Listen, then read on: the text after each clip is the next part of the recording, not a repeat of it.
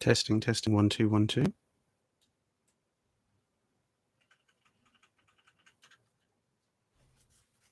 Are we here? Hello?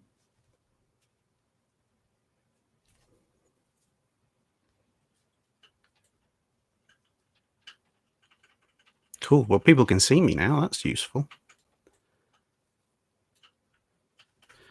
I have no idea what happened there. It said I was live, and then everyone's like, "Oh no, stream's dead." Oh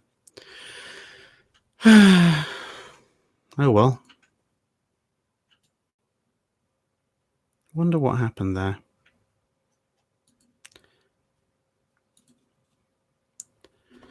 Right. Okay. Well, we're back. Don't worry. I copied out the questions. I copied out some of the questions.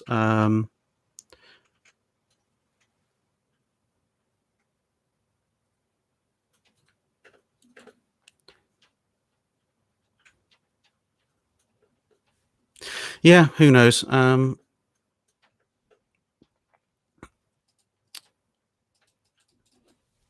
Anyway. We were, where were we? We were talking about the Americans and luck in 1942. So, yes, whilst the Americans obviously did plan their operations, especially on the basis of a lot of intelligence and counterintelligence that they got on the Japanese, there are a few elements of sheer random luck that a lot of which seem to go in the Americans' favor. Yeah, yeah, this is why I say use the face hard calculations as a basis, but obviously there's a bunch of sources you can look into as well. The luck element of especially 1942 is things like Midway, with the two separate squadrons from two separate American carriers arriving over the Japanese fleet at the same time. That's sheer pure luck. It's not in any way planned, but it happens. They take advantage of it, and a ton of Japanese carriers bite the dust as a result. So, although you can't say that the Americans winning is down to sheer blind luck, that's down to massive industrial might and superior intelligence and superior tactics in the end. How that victory comes about is to a certain extent predetermined by luck, as is pretty much any naval campaign. It's just there's a few really outstanding things like Midway where you can point and say, well, if that particular thing didn't happen, potentially that could have extended the war by X amount. For example, like if one of those squadrons shows up, they're probably not going to do as much damage to the Japanese carrier fleet, which means that the rest of them can probably get off a counter response to maul the next squadron that shows up, and then potentially counterstrike, which could lead to more American losses and obviously fewer Japanese losses. So,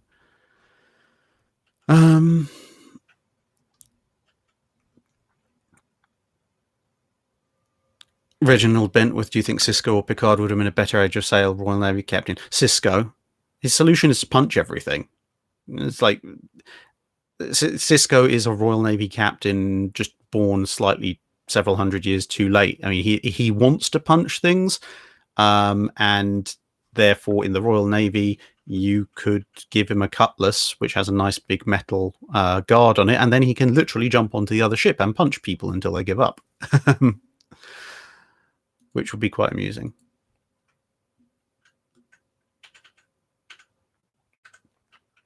Now, where were the other questions that I managed to copy down before the whole thing died last time?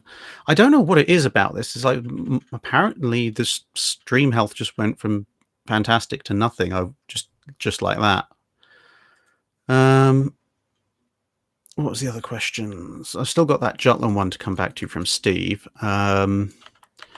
I don't know who this one was because I just copied the question, but someone said, in the film Midway, the chief of naval operations tells Nimitz, we have 3 carriers, the Japanese have 10. This is right after Pearl Harbor. Is this correct? Hornet, Yorktown, Enterprise, Lexington, etc. And isn't it just 6 for Japan?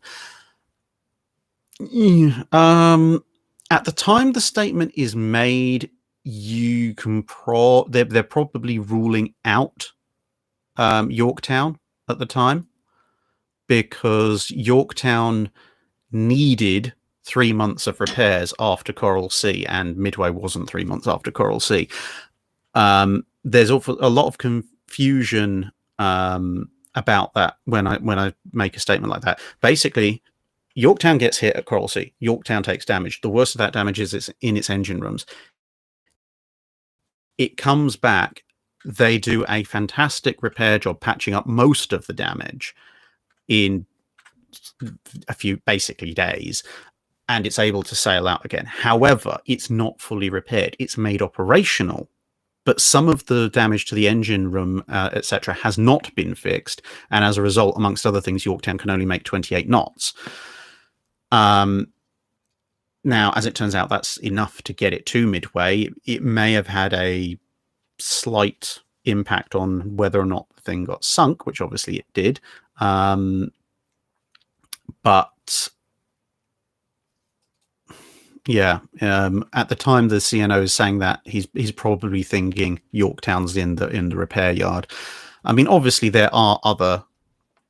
I mean, I think the overall statement is not necessarily correct anyway, because the US does have one or two other. I mean, it's got Ranger if it really wants to, and I can't remember exactly around the time of Midway. I think maybe Wasp might still be around, ? Can't remember off the top of my head. And as far as the Japanese, 10, well, if you include various light carriers that can just about keep up with the rest of the Kidobutai, but fleet carriers, yeah.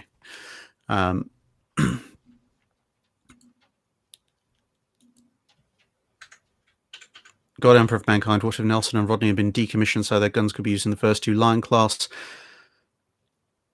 How much do you hate the prospective crews of the Lion class? It took them the better part of a decade to get those guns working on Nelson and Rodney. And then, yeah, to be honest, actually, the main problem with that would be that you would have... Oh, yes, Lexington, yeah, T-3485 points out Lexington's gone by then. Lexington's dead at Coral Sea. Of course, it's Saratoga that's still around, and Saratoga is the one that's still around. Yeah, one of the two, anyway. Anyway, what was I saying? Yeah, the main problem with swapping Nelson's guns out and putting them on the Lions is that you're going to have a period of probably about a year where you won't have the Nelsons and you won't have the Lions. Which is not a good place to be in the middle of World War II. Not at all. William Kruger says, starting in 1850, no more rifled cannons for ships, smoothbore only from then on. What's the development of breech loaders from 1850 to 1950? No more rifled guns. Oh boy, that'd be interesting. To be honest... Even if it's smoothbore, they're probably... Oh, wow. The autofocus on the camera is very strange tonight. The development of breech loaders probably isn't affected too badly. What is going to be affected more is accuracy at range, at which point...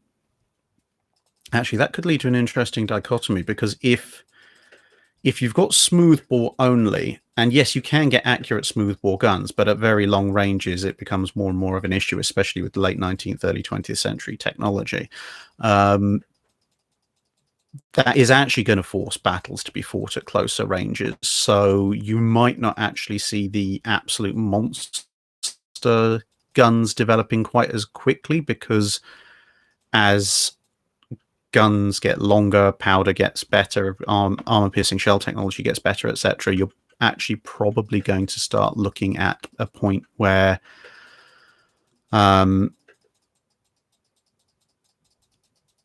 you're gonna be looking at a point of development where the guns can pretty much punch through any reasonable armor without getting overly large, because that range is going to be so close. Which yeah, that's all. It's not going to quite lead to a guns completely defeat armor paradigm, because you do then have options like sort of CSS Virginia style slope sloping, heavy turtleback designs and such like, but it would more, I think, affect the development of ships than it would affect the development of the breech loaders themselves up to a certain size.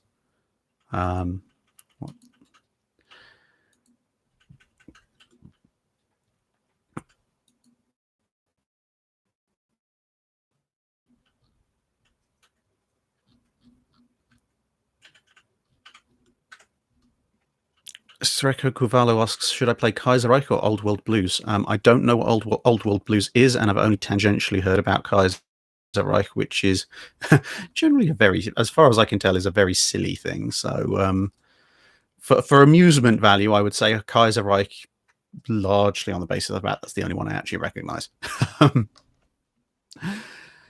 Well, we are getting through questions, aren't we? Traditional Anglican, Wasp was in the Atlantic at the time of Midway. Yes, but the Panama Canal exists, so the U.S. Navy isn't down to 3 carriers. The Pacific Fleet might be, but the U.S. Navy isn't.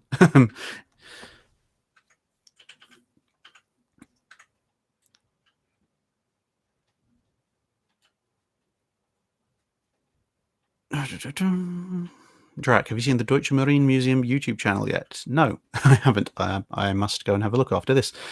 Dave Stotler, Battle of the Last Battleships, Vanguard, Jean Bart, and Richelieu versus any 2 or 3 Iowas, whichever works out the most fairly, and the latest possible non-anachronistic refit for all involved. Well, if we're taking immediate post-war, so Vanguard pre-Royal Yacht configuration, Jean Bart and Richelieu just after World War II, and obviously, and if Vanguard's going into combat, so it's going to be taking the superchargers for its 15-inch guns. Well, against 2 Iowas, it's relatively clear cut because although the 2 Iowas are individually superior to some of the ships that they're facing off against, at least firepower wise, armor wise not so much, but firepower wise at least, you're basically stuck with the fact that the 2 Iowas, one of them can be double teamed, and they're not good against immediate post-war Vanguard, Jean Bart, and Richelieu. They're not good enough to withstand a double team for too much time. Apart from anything, the sheer weight of fire will break something important like fire control in relatively short order. 3 Iowas is another matter entirely. 3 Iowas. See, if it was, say, 3 Vanguards versus 3 Iowas, I would fairly comfortably hand the edge to the Iowas. Vanguard with supercharges and its heavier armor can hurt the Iowas, and its individual shells will do more damage, but the margin for Vanguard, even with supercharged 15-inch shells getting through Iowa's armor at typical immediate post-World War II engagement ranges, is a lot narrower than it is for a 16-inch 50 getting through Vanguard's armor, although, as I say, Vanguard's armor is heavier. The only reason I don't want off the top of my head to try and call the odds on this particular fight is because Jean Bart and Richelieu they're not going to bow tank, but they can go bow on, which vastly drops their target profile, which makes it much harder to hit them, which then gives some advantage to them. So I think if it was that particular matchup, 3 versus 3, it's going to come down to who scores a good hit on the other's fire control systems first, and effectively mission kills one or more of the other side. Vanguard there has a slight advantage in that it has 2 full-fledged main battery fire control systems, so it doesn't actually matter too much if you kill one, because they can just switch over to the other one. Where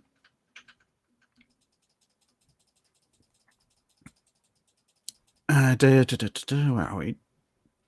Dave Collier, how did the Spanish flu pandemic of 1918 and 19 affect various major navies of the world? it caused a fair number of deaths, actually, like at significant actual percentage deaths in the various navies. Obviously, the navies tried their best to keep the flu away, but it did put a bit of a dampener on naval operations. On the other hand, with the overall speed of travel somewhat less than it is today, you could actually get ahead of it somewhat. So you could order fleets or ships into quarantine or to go off out to sea before the actual flu arrived in their ports or fleets. So it's not 100% reliable technique, but you've got some fleet operations taking place in the middle of the Spanish flu pandemic. I mean, the Spanish flu actually has taken hold in a number of navies even before World War I is over, and after World War I is over, you still have operations like the British sending forces to the Baltic to help out the Estonians against the communist Russians, and that happens regardless of the pandemic going on in most of the rest of the world. But it did put a dampener on more general fleet operations, for one, to stop transmission, and two, because there were a bunch of people on board ships who were getting sick and dying. Weltkrieg Gaming, choice of ship during the golden age of piracy. A first rate, because then the pirates can't get me, and I can get them, especially if I'm on something like HMS Victory, and I can probably run most of them down. That or a Razé, because a Razé can run them down even faster. Christopher Abernathy, I just bought a boat and need help with a cool historical name for her.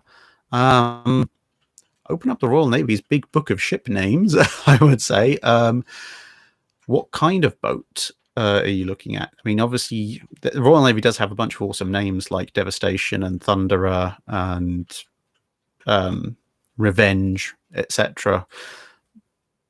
But you might look a little bit silly if you're going on in a little 40-footer called HMS Devastation or something. But there are all sorts of there are all other names. Again, drop me a line on Discord or via email with some details of roughly what your boat is, and I'll see if I can dig up something appropriately cool sounding from the deep pits of the Royal Navy's naming department. Ooh, and I don't know what it is with this question. This thing, but it keeps jumping. Right. Animal 16365. From an engineering perspective, what's your thoughts on ships built from the keel up compared to ships built via a modular design? Modular design these days is definitely very useful when it comes to building very large ships, and the technology has advanced to the point where it is reasonably practical. For smaller ships, I think a keel up design is probably still preferable, because the keel is a major structural member of the ship, and as far as smaller designs go, it offers a slight increase in overall strength. The thing is, once you get up to the really big stuff, carriers, LHDs, LPDs, the Japanese, honestly, we're a helicopter destroyer, not a carrier governor stuff. Anything that size, going obviously all the way up to a Ford or something, they're so large and the flex on them is so much. There's a couple of videos out there where some people have found like a long corridor on a merchant ship or something, or a tanker, and just set up a camera and you can see how much the ship is flexing as it goes over the sea. And once you get up to that point, actually having flexes in the ship, a slightly more flex in the ship as compared to what you would from having a single piece or near enough single piece keel, is probably actually beneficial. It probably actually puts less stress on the ship long term. And the other really handy thing about modular design is that you can build multiple sections of ships in any way, shape, or form, handle the full scale ship. So it does accelerate your building time somewhat as well. And if you design it well enough, especially if you're doing something like a large destroyer or something, you can probably, and much as I hate to invoke the spell of modular weapon systems, you probably can actually, I wouldn't necessarily have modular removable weapon systems, because outside of a very few cases that still hasn't really worked out very well. But what I would say is you could possibly have a ship where you have a common bow, common superstructure, common engine segment, and then where you have your forward weapons, where most ships these days would have a missile launcher and a gun, and your rear section where you'd have your helicopter decks and whatever.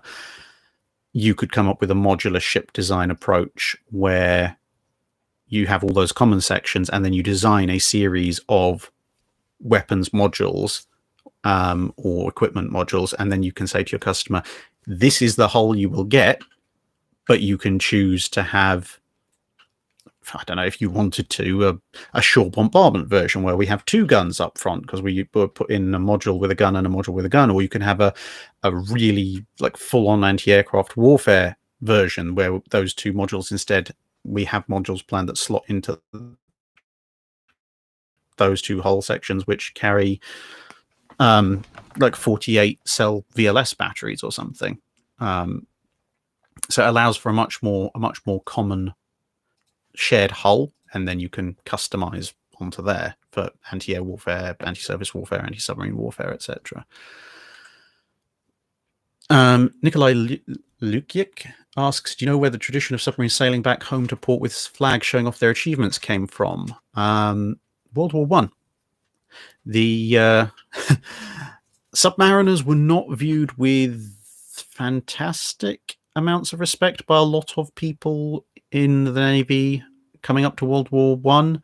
Some people even saying they should be hanged as pirates if they were caught. And so, given that with a new experimental small crew technology with small crews, generally disregarded by some elements of various navies, it's going to attract a certain type. The kind of maverick, don't actually really care too much about what the traditionalists are saying types of captains, and so they're the kind of people who will then go, oh well, if you say we are pirates, then we shall act like pirates. Here, have a Jolly Roger.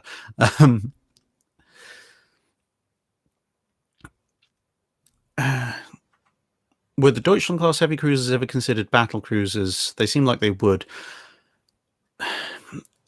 For a very long time, they were known as pocket battleships. That was very much a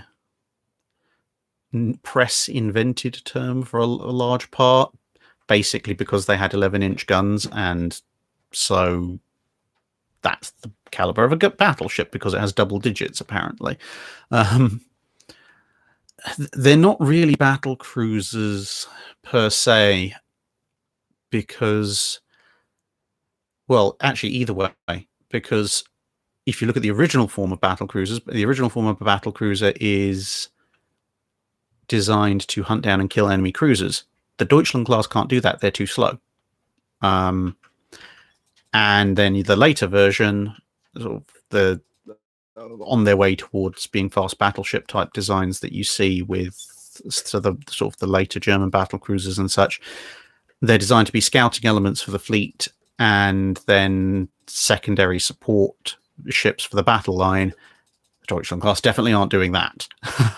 A Deutschland class trying to play the role of Der Flinger in a theoretical matchup between the home fleet and the Kriegsmarine is a ship that's going to end up in a lot of hurt very quickly, assuming that the battle doesn't just leave them far behind. Raymond Leone, opinion on the condition of the SS United States. Similar to my opinion on the condition of USS Texas, they need to make up their mind. With Texas, they seem to have done so. With the USS United States, I like preserving ships as museum ships, especially where they're important. And yes, before anyone asks, I think we in the UK we did miss a trick preserving a few ships that we probably should have. And yes, I know all the economic arguments about it, but in the grand scheme of things, we could have at least kept Dreadnought and Warspite.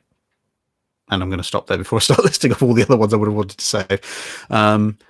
But if you are going to preserve a ship, do so honorably. The one worse thing than sending a ship to the scrapyard is leaving a ship to die a slow death, forgotten and neglected on a dockside.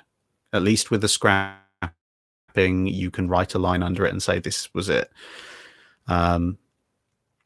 it's just not nice to see ships rotting away without the proper care and attention being taken of them. Luke Goodall, would there be a possibility of a video on Minesweepers, or is it just too varied? My grandfather served on a requisitioned Anglo-Danubian river tug in the Mediterranean. Wow, there's a combination you probably don't see for very often. For Wednesday videos.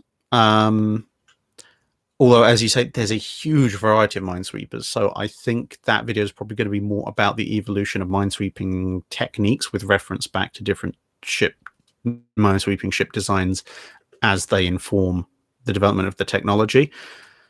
I can try and cover some of the multiplicity of minesweeper designs, but there are so many that, yeah, just doing videos that was like, and then they came up with this design and this design and this. We'd be here till the end of time with especially considering that you've got dedicated minesweepers, converted minesweepers, and then you've got requisition ships that we turned into minesweepers because A, we needed them, and B, they're not really suitable for anything else. I mean, at some point, I need to tell you about the paddle wheel powered anti-aircraft small cruiser that the Royal Navy came up with when they requisitioned some poor harbour vessel up on the northeast coast of the UK. I got a really nice picture of it. It looks so incongruous charging around after the Luftwaffe when it looks like a camoed up version of something from the 1840s. Yeah.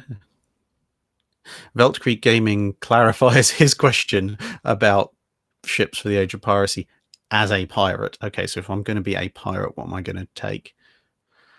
Probably an East Indiaman, because if I can capture an East Indiaman to start with, I'm going to run around with it. I can blend in a lot easier. It's quite nice and big, so I can have a lot of supplies and a fair bit of firepower. And if my crew is used to manning one, then I can prey on other ones, and then and then if my ship is too badly damaged, it's like, well, this one's practically identical, hop over. And as was proven a couple of times in various engagements, if you do get a warship looking funny at you, you might even just about stand a chance of pretending to be an even bigger warship.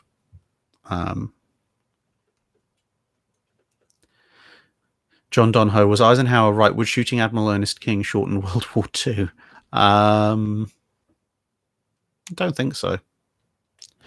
Not by a tremendous amount. As I've said in one of the Drydock videos, yes, he had some failings, and yes, some of them were pretty big, and some of them did cost US lives, but he also had strengths. And though things, yeah, his failings probably cumulatively did lengthen the war somewhat, but his strengths equally probably shortened the war in other areas by somewhat. So without doing a full-on